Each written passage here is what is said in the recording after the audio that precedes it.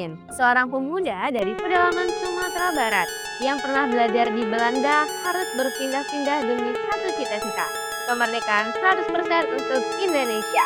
Namanya Tan Malaka, bukan sekedar pahlawan biasa, tapi pemikir radikal, penulis brilian yang perjuangannya sering dilupakan. Sebelum lanjut, like dan share dulu ya, supaya banyak anak muda tahu sejarah kita.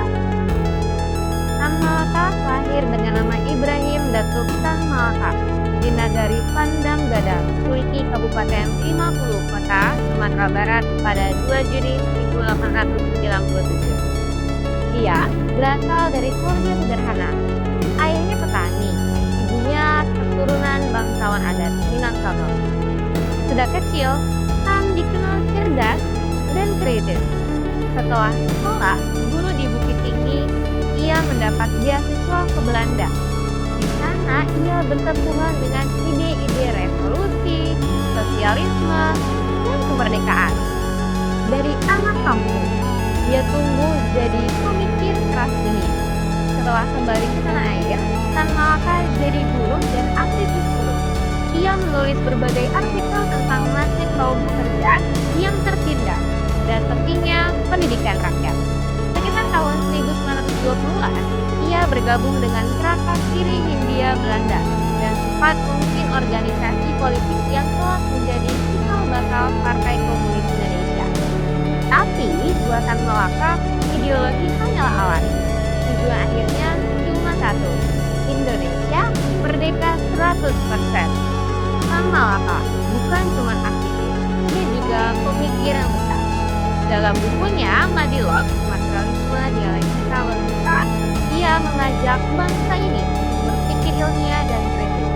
Dan jauh sebelum proklamasi 1945, Tan sudah menulis buku menuju Republik Indonesia yang menegaskan cita-citanya. Indonesia merdeka sebagai republik, bukan kerajaan, bukan jajahan.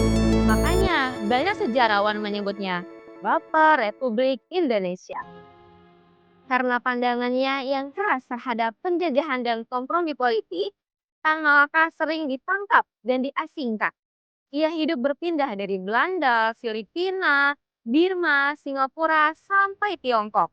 Tapi dimanapun ia berada, Tan tetap menulis, mengajar, dan menyebarkan ide tentang kemerdekaan sejati.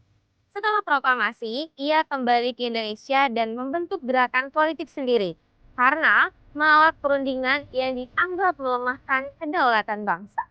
Pada 21 Februari 1949 di Kediri, Jawa Timur, Tan Malaka ditangkap dan dieksekusi tanpa pengadilan. Sampai sekarang, siapa pelakunya masih jadi misteri. Namun, 2 dekade kemudian pada 1963, Presiden Soekarno menetapkan Tan Malaka sebagai pahlawan nasional. Dia mati tanpa tanda kubur, tapi gagasannya hidup selamanya. Tentang keberanian berpikir, tentang kemandirian bangsa, tentang logika di tengah fanatisme. Begitulah kisah Tan Malaka, anak Minang yang pikirannya mendahului zaman. Guru yang memilih jalan sunyi demi republik yang belum ada.